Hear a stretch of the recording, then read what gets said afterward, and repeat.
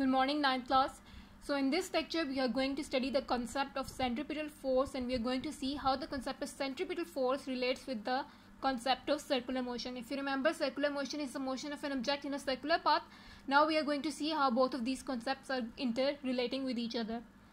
So in order to understand the concept, you have to consider an example where a body is attached to a string and that body is being rotated in a circular path with the help of that string.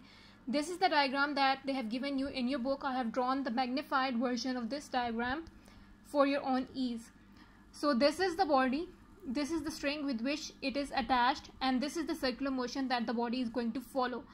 This is the same body that is shown at different points during its motion. So the body is here, then it is going to travel here, here, and then there.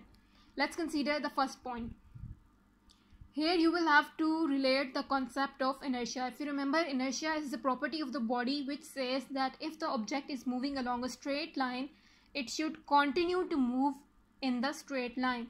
So for this body, the straight line of motion will be this. Inertia says that the body should follow this motion. So this is the first force that is acting on the body.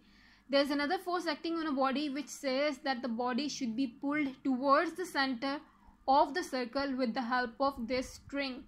This string is trying to pull the body towards the center of the circle. So now there are two forces acting on the body, the force of inertia and the pulling force of the string. And as you can see, both of these forces are perpendicular to each other. Force of inertia is acting like this and the pulling force of the string is acting like this. The angle between them is equal to 90 degrees. So these are perpendicular forces. So in this case, in what direction will the body move? This is one motion, this is the second motion. The body will not follow in the direction of either of these forces. Instead, the body will follow a path somewhere between both of these forces. For example, this is the first force, this is the second force. The body will move in a path that is between both of these forces. And this path, as you can see, leads to a circular motion. Again, now the body has come at this point. This is the pulling force and this is the force of inertia. The body will follow a path between both of these forces, and so is the case here and here.